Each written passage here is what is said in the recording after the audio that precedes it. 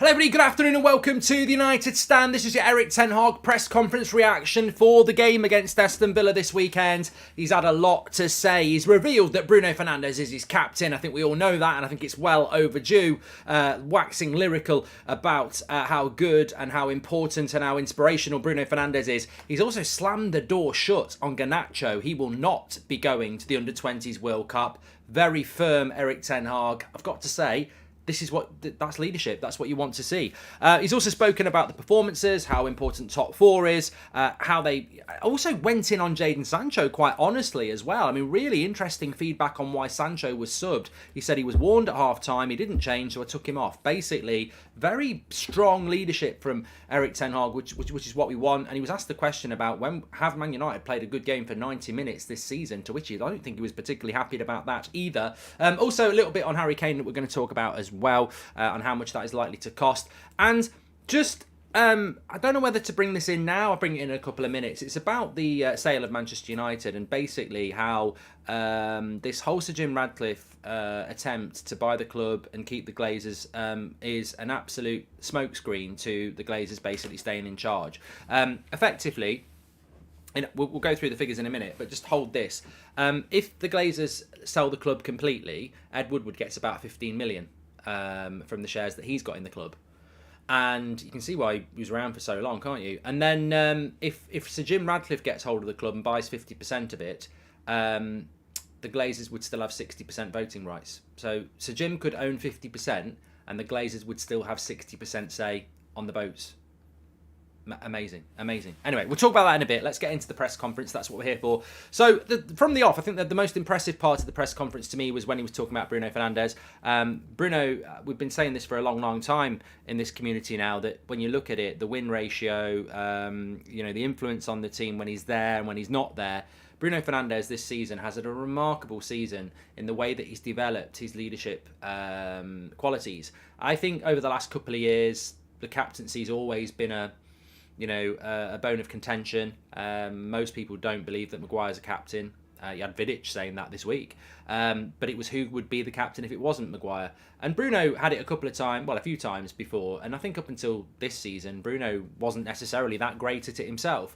But this year, he's grown into that role fantastically. I think, as I say, not just the games that we win when he's there, but when he's not there, you massively notice it. So Erik ten Hag was speaking about Bruno Fernandes, and he said, look, it was really tough for him to play against Spurs after the injury against Brighton at the weekend. And it's a huge compliment to Bruno. I would like to say a huge compliment to Bruno, said ten Hag.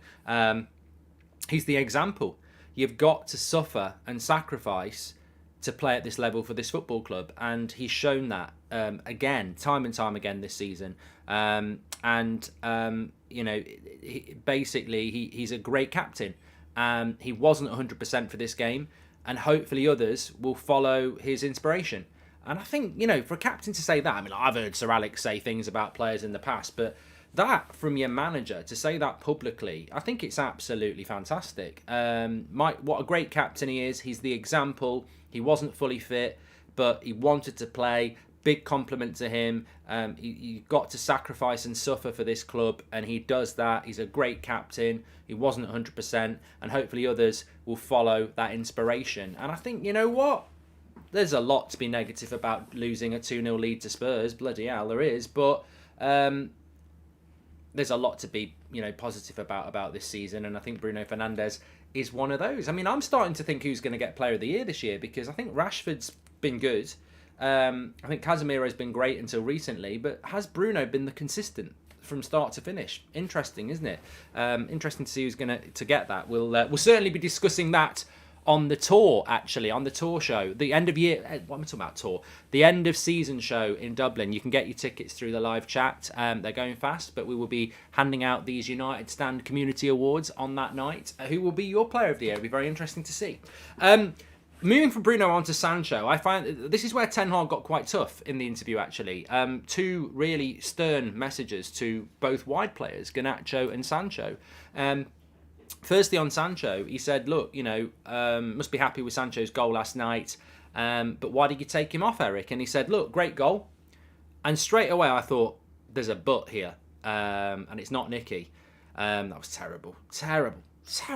But I'll be better tonight, Friday night tonight. Anyway, he basically said, great goal, but you could tell by his tone it was going to go to a different place. And he said, look, great goal, but he should have scored another. And he should have scored another. He had an easier chance, didn't he? I know which one he's chancing about. But he said, no, great goal, should have scored another, but we lost the left-hand side. Sorry, we lost our left-hand side. It wasn't working very well, and I told them that at half-time. I said at half-time, we're losing control of the left-hand side. The link-up is not very good. The press is not very good. And the relationships are not very good down that left-hand side. I told him that at half-time. It didn't change, so I took him off. You can only ask for honesty from your manager. You might disagree with that. And look, I'm going to put my hands up here and say I didn't agree with the Eriksen and Sancho substitution. But when your manager comes out and explains why he did it like that, I'm just going to go, as fans, we've got every right to have an opinion. And you know me, I will always champion that. But when the manager comes out and explains what he saw, I'm not going to sit here and go, you're wrong. Because that's his job. He's the manager of the club. And he's explained it really, really well. Do I agree with it? I think the problem is, I do not disagree with Erik ten Hag being unhappy with what Sancho was doing. The problem is, the changes he made us worse. And that's the problem. Somebody said it on the watch-along last night. You have to be able to make subs. At this level, you've got to be able to make subs. And I think Ten Hag makes subs because he sees problems. But unfortunately, the subs make us worse, and that becomes the problem. I think he sees issues on the pitch that he wants to change, but unfortunately, it normally makes us worse, and that's the problem, isn't it? Taking Sancho and Eriksen off made us worse. Bringing Weghorst on for Anthony made us worse.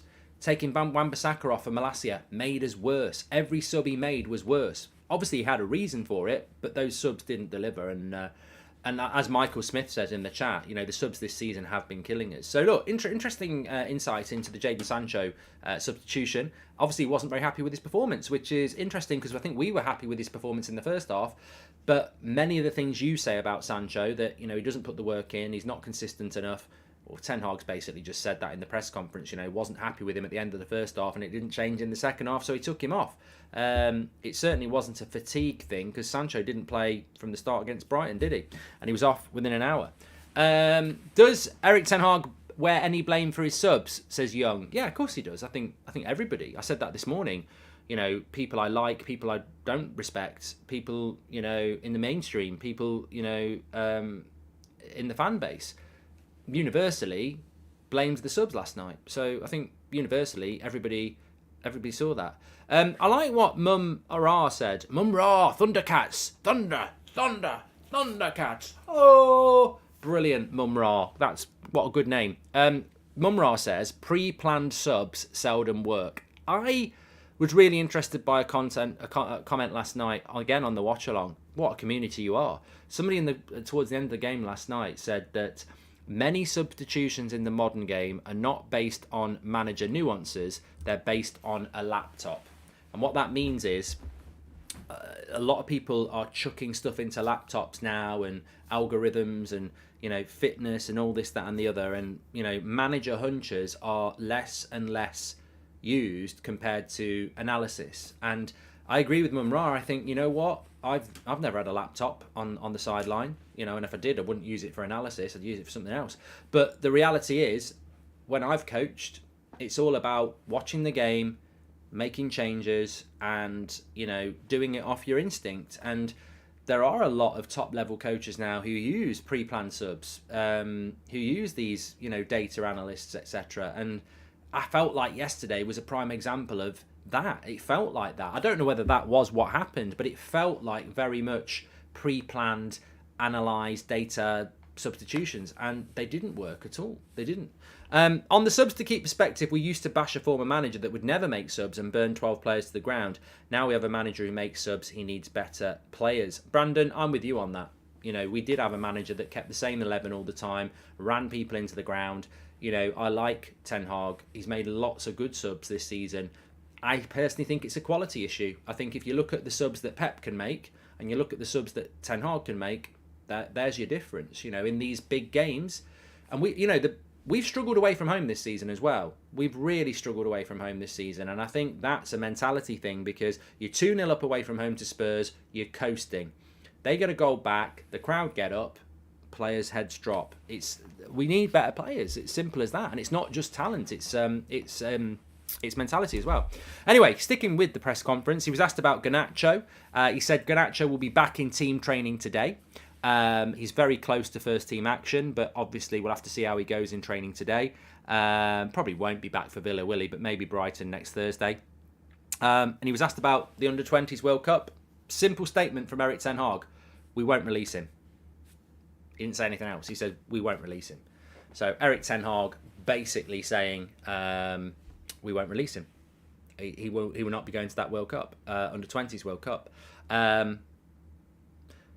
I just hope Ganacho takes it in the right way. I hope it doesn't become a sticking point, because ultimately you're a Manchester United player. We play your wages, and discipline and dedication are really important at this level. Don't throw your toys out your pram. I'm sure it's disappointing, but ultimately he's going to get called up for the main team in June anyway, and use it as a motivation to get in the first team for the cup final. Basically, that's what we're talking about. Simple as that. Ferocious says our bench was better than Tottenham. Yeah, but we're not comparing ourselves to Tottenham, mate. We lost to Brentford away from home. Our bench is better than Brentford. We're Manchester United. I don't compare ourselves to Spurs or Brentford. I compare us to the team that's the best team in the league, and that's Man City.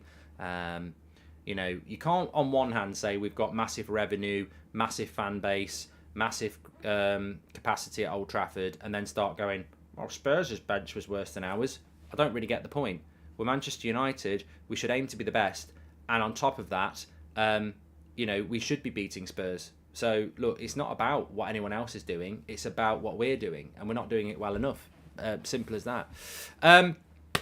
Our subs did work in the beginning, but now fatigue kicked up a gear in the squad, and it's a big step down in quality to bring subs on, says Brandon. Thank you very much for that, Brandon. He was asked about the I'd take another year without top four if Qatar buy us, says Paul. Stop doing stupid hypotheticals, Paul. We're going to get sold. Let's be positive. He was asked about top four, Erik ten Hag, and is that now the bread and butter? And he had a good answer, to be fair. He said, look, at Manchester United, you have to win it all. You have to win every single game. So prioritising top four really isn't what we're going to do, because we've won the Carabao Cup, we're in the FA Cup final, we wanted to win the Europa League. Every game you have to win. And Manchester United should be playing in the best tournaments. So, of course, top four is important because it puts you in the Champions League, but we have to win every game. That's our mentality. We're not going to focus on one thing. So everything is the priority. And, we've got to construct and be the best everywhere. Every employee of Manchester United has to have that mindset that we're trying to win at everything. And I think, you can't argue with that. He was then asked about 90-minute performances. Have we had many or any 90-minute performances from Manchester United this season? And obviously that's specifically aimed at again another collapse last night against Spurs. So he's basically been asked if this team has a problem with playing 90-minute games consistently well, and I could tell that Ten Hag didn't appreciate it, because he basically said, look, there's plenty of examples. He said Forest away, Brighton struggled there last night. We played a good 90-minute performance against them. They're good at home. He said, Man City at home, that was a good 90-minute performance. Barcelona, Arsenal away. He said we've had many games where we've played well across 90 minutes. And I think that the question itself, I get where it was coming from, because it was a 45-minute performance last night and we've had a few of those. But it's also an insulting question to a manager that's took us to 2 cup finals, has us in the top 4, and he's being asked a question about whether the team's played well for 90 minutes. He can't sit there and say we haven't, that the evidence is not there for that. But what is there is that consistency is the problem at Manchester United. I don't think the question is, have we played well for 90 minutes this season? Because I've seen it and you've seen it. Have we done it consistently? And what if Erik ten Hag had said, well, we have played 40, we played 5 times well for 90 minutes. Well, that's not enough. Again, we're Manchester United. The reality is that Manchester United should be playing well for 90 minutes 99% of the time. Manchester City and Arsenal this season are where they are because for the vast majority of games, they've played well for most of the game. I don't care if we've played 5 good games this season. We certainly haven't played 40 good games across 90 minutes this season. It's just consistency. I've seen us play well this season. You know, I thought we were very good in the Nou Camp, for example. That's one of our better performances. I thought Spurs at home we were very good. But we've got to do it consistently. And, you know, there's nothing more frustrating, and I'm still very frustrated, and I've spoke to a few people this morning who are also very frustrated, that we played really well against Spurs for 35 minutes, and we should have been 3, maybe 4-0 up. And then for the final hour, we played like a bunch of strangers, and that is so frustrating. It's why the game is so great. It's why they say it's a game of 2 halves, but it's so frustrating because we should have been out of sight. And Newcastle were. You know, Newcastle scored 4 or 5 and killed the game against Spurs. We scored 2 and left the door open. And that's the difference, isn't it? That's the margins. Wahid says, Erik Ten Hag is sacrificing performance to make a point to players that if it's not working, you're off. It is actually better in the long run. Sets mentality right. Thank you very much, Wahid, there. I do think, as I said this morning, I think that Erik Ten Hag saying it was a good point last night is just his change in tact. He wants to get over the line with these players, and then I think he'll make changes in the summer because I think he's seen enough. I think Ten Hag's made his mind up on a few players already. You know, it's whether he's got the freedom in the summer to make the changes he wants to make. We never get access to this information. We never will. You know, we'll never find out what Ten Hag's looking to do. But I would guarantee that at this stage of the season and after this many disappointments amongst major success and progression, I think Ten Hag is an obsessive. We are obsessive as fans. We are desperate for Manchester United to do well and we hold high standards. But Erik Ten Hag as an individual, whether he's the manager of Ajax, Manchester United or Real Madrid, he is an obsessive. He just has that personality. And an obsessive is obsessed with something, and he's obsessed with winning. As much as we've won the Carabao Cup and we're in the FA Cup final and we're in the top 4, he will not be happy about what happened at Anfield, about what happened at the Etihad, about what happened at the Emirates, about what happened in Sevilla, about what happened in the second half against Sevilla, about what happened at Newcastle, about what happened in the second half last night. He won't be happy with it, and it'll be bothering him. And the thing about an obsessive is they are obsessed with making it right. Well, you don't just make it right by doing the same thing again. That was the Ollie approach. The definition of insanity is doing the same thing over and over again. Ten Hag will have solutions. The solutions he will have tried will have been what he can control this season. I think he's tried it all and it still happens. So his next stage of solutions is to change it in the summer when he can actually bring in players and remove players. I guarantee you he's got his plan now. We just don't know what it is. And look, maybe it is going to be a new goalkeeper and David De Gea is not the goalkeeper anymore. I don't think that is going to happen, but you know, maybe it is. We keep hearing about a right back. He clearly wants a right back. Maybe he wants a centre back. Maybe there's 3 or 4 players that are going to go. Maybe Fred's going to go. I didn't think he was. You know, it's but he's got to be given the freedom to do it, and that will always be the big thing. Will he be given the freedom to do it? It's the 8 o'clock show tonight, so we'll probably combine that with the preview for Villa, maybe. I don't know. I might do the Beat Villa for preview tomorrow, but tonight's show is going to be very interesting because we're getting very close to that deadline. I just want to give a big shout out to, who was it? Khalil. Khalil sent me across some really detailed information that probably took him quite a while, but I'm going to sort of overview it very quickly because, you know, I suppose it's the Glazers shareholding for dummies. We're just about to do this. But as of April 2023, Manchester United have about 163 million shares, apparently. There are Class A shares, which you get 1 vote for. And there are Class B shares, which get 10 votes for. So 1 share, if you've got 1 Class B share, you get 10 votes. If you've got 1 Class A share, you get 1 vote. So the Glazers currently own 69% of Manchester United, and their voting share at the moment, because they've got so many Class B shares, they basically own, I think they own all the Class B shares. So their voting power at the moment. So they own 69% of Manchester United. So 69% of the club is owned by the Glazers, and 31% is owned by other people. But for that 69%, their voting power is 97%. They've got 96% voting power, even though they only own 69% of the club, because they've got all of the Class B shares that are way more powerful.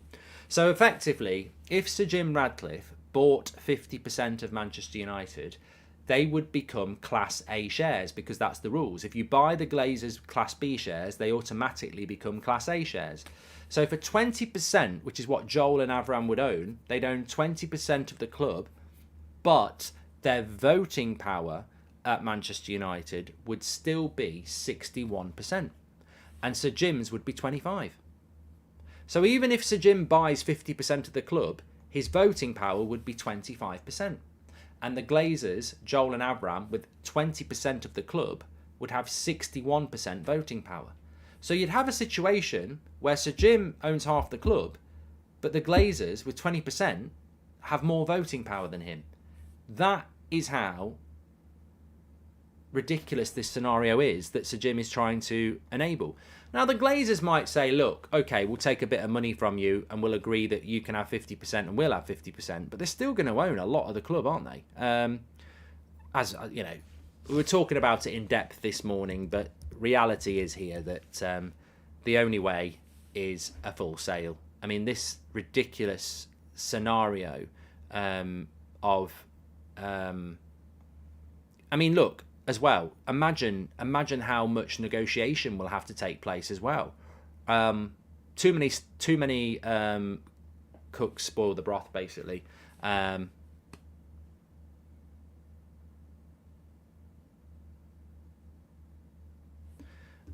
look, you know, I'm reading people out here who are, I mean, there's a certain account out there. I'm not going to call them out. It's not fair. I actually quite like them. But they keep just tweeting opinion about Sir Jim Ratcliffe would never buy the club and not have the total voting share. His plan is to buy half the club and have full voting share. Well, how's he going to do that then? He's a bloody idiot. That's what he is. Imagine how much it's going to cost him to own 50% of the club and take the Glazers' voting rights. It's going to cost him billions to own half of Man United to get the voting rights, and then he'll still only own half of it. Just give it up, mate. Give it up, walk away and let somebody own the whole thing. Because this is embarrassing. And how long is it going to take to carve this all up? You can't afford to buy the whole club. Deal with it. You cannot afford to buy the whole club, so you're now trying to buy half of it and negotiate with some weird scenario where you've got slightly more voting power than the Glazers, who only own 20%. It's a bloody embarrassment. I tell you what, I was saying this to someone this morning. If this was the Elliott Group, I think people would be protesting today. Because it's Sir Jim and he's a local lad, everyone's sort of like going, wow, you can't blame him. He's given it a go. There's no difference between the Elliott Group and Sir Jim, and the amount of crap the Elliott Group were getting. This is just enabling the Glazers to stay, pure and simple. I think if you default to that line, that's all this is. And all along, everybody has said, anybody who wants to keep the Glazers here in any shape or form is an enemy of this football club. So yeah, that's what's going on. Why would Jim pay billions just to be someone who has no influence on the club? Just can't see that happening, says Matt. Can I flip it round? Why would Joel and Avram, who've ran this club for 10 years, reduce their ownership to 20% and have no say on the club? Why would they do that? They don't need to. The rules are in place that they can have major voting rights with 20%. Why would they change that as well? For every person who tries to spin it towards Sir Jim, I'll spin it straight back and say, well, you're speculating, but the rules say if Sir Jim buys the other siblings out, those shares go from Class B to Class A, and they don't have much power. That's written in the rules. Now, Sir Jim can ask for those rules to be changed. Why would the Glazers do it? Why would they do it? Why would you weaken your position? I don't know. Another bit of story. Nagelsmann's going to Spurs, apparently, says Zane. Well, I think that'd be a great bit of business for Spurs. talking about Spurs, Harry Kane, £100 million is the price that's being quoted. We've spoken about this before, but I did just want to bring it into the show. Ten Hag really likes Harry Kane. I really like Harry Kane. I want to make this very, very clear. At no point have I said I think Harry Kane's not a good player. In fact, I've always said Harry Kane's world class. Some people might disagree with me about that. Do you think Harry Kane's world class? I think Harry Kane is world class. I just don't want him. And people will say, well, that's stupid. Well, that's an opinion. I don't want Harry Kane at Manchester United because multitude of reasons. I think we need a younger striker that we can mould. I think we're a team that's growing, and a 30-year-old striker for £100 million with 1 year left on his deal is horrifically bad business, in my opinion. I also do not want to give £100 million to a club that's just about to employ Julian Nagelsmann. They're a rival. At what point do we not figure out that giving £100 million to a rival is a rubbish idea? I'm not hearing people talk about this enough either. So fantastic player, world-class player, will make us better, but I do not like the deal at all. I don't like the idea of giving £100 million to Spurs. And what if Spurs use that £100 million to buy Rasmus Højlund for £60 million and they get someone else as well? What if they get Manu Kone and Rasmus Højlund for £100 million and we get Harry Kane? We've just funded our rival with 2 young players. I wouldn't mind. So, you know, I think we will end up with Kane, but I can't pretend that I'm comfortable with the money that's being mentioned as well. And I tell you what terrifies me as well, and I really don't think this would happen, but imagine you spend £100 million on Harry Kane and then his first month he ruptures his hamstring and he's out for 2 months. You're just like, you know, that could happen with anybody, but you can't afford 30-year-olds to be getting those sort of injuries. But I agree with Brandon. He says you can't do deals with rivals. I don't know why we even are accepting that this is a good idea. I don't know why we think it's a good idea to chuck £100 million at a rival. And people can say Spurs aren't a rival. I challenge you and say they just drew with us last night. But, you know, anyone can draw with us. I challenge the fact that who's finished in the top 4 the most in the last decade, us or Spurs? It might be us. It might be us, but I don't know. Ganacho's just signed a new deal, by the way. This has just come out. Let's just have a quick look at this. 2028. Well, I think this is great news. I think this is great news that Ganacho signed a new deal. Just on the United Stand Twitter, at United Stand MUFC, Man United are pleased to announce that Ganacho has signed a new contract that will extend his stay at the club until June 2028. Well, this is music to my ears because we were literally speaking, and it is excellent news, Zero Blade. Smash a like on the video for Ganacho. It's great. I think that it's great news because, you know, really, I was a little bit worried. I'm sure he wanted to play in the Argentinian under-20s. Ten Hag has said no. And you worry a bit about, you know, how's he going to react to that? But he's reacted to that by signing a new contract for the next 5 years. So I don't think we need to worry about that. I think it's great news. I think he's a really talented player. I'm really excited to see his development. I think he's got the right coach. I think he's at the right club with the right fan base. And, you know, he's just got to get his head down and keep doing what he's doing. I think he's had a fantastic season. And, you know, if you want to symbolise Ganacho in one thing, we've only beaten one team in the top 10 away from home this season. It was Fulham. It was Ganacho who scored the goal. So, you know, he's made an impact. And it's a shame he's been injured in recent weeks because you look at the game time that Sancho's got, and it's been great to see Sancho play. But remember, Ganacho was actually ahead of Sancho. So good to have him back. Good to have him on a long-term contract. And I'm really excited to see what he can do in a Manchester United shirt over the next coming weeks and months. And it's great to see how many people, and years, sorry. It's great to see how many people in the chat are really excited about it. Because, you know, we've got a really good talent there. Gregory, thank you very much for your super chat there. Satria says that Ganacho's better than Saka. I don't know about that one. I'm not so sure about that one. But, you know, he's signed it. There he is. Picture with Eric Ten Hag. You know, if you look at that picture on United Stand, I wish I could get it up on the screen, but I can't. If you look at the picture on the United Stand, at United Stand MUFC on Twitter, it says here to stay, and then it's a picture of Ganacho and Ten Hag. You've got Ganacho, who's obviously got his bleach blonde hair, But then Ten Hag looks like he's got a bleach blonde hair as well. But actually, it's just the top of the Adidas sign. But he looks like he's spiked up a little bit of bleach blonde on top as well. It's just the way the picture's been taken. But great news to see Ganacho locked into Manchester United for another 5 years. I don't think there was any doubt that was going to happen, but you know, it's great to see it happening. And he is a fan favourite, you know, there's no doubt about that. Very rarely see anybody saying bad about Ganacho. I think we had that one flare-up a few months ago where we were calling people out for doing it, but really, a really well-liked player. And I think we'll start to get a trickle effect now of players signing new contracts. Remember, Luke Shaw has signed his. We're still waiting on Delo, Rashford, probably De Gea, maybe Fred. So these contracts need to start coming out, because we definitely don't want them being announced in the summer transfer window, because that's always a red flag that we're not going to do much deals. So I think we need to get these deals done soon. And of course, they need to get, in the case of Rashford, we need that one to happen quickly, because he's going into the final year of his contract. We don't want any jeopardy that, oh, I'm not going to sign. I don't know how close it's going to be to get it done, but we'll see. Right, thanks everyone for watching. Please do smash a like on the video. We've got a great show for you tonight at 8 o'clock. We love the Friday night show. It's always something a little bit different, so don't miss it. 8 o'clock tonight. Hopefully by then we'll start to get news coming in about the sale as well. What else? Yeah, don't forget, if you've not got your tickets yet, Dublin end of the season show, June the 6th. Get your tickets while you can. Links in the live chat, or just type in United Stand Dublin show into Google and get your tickets. Can't wait for it. Can't wait for 8 o'clock tonight as well. Speak to you all in a bit. Take care.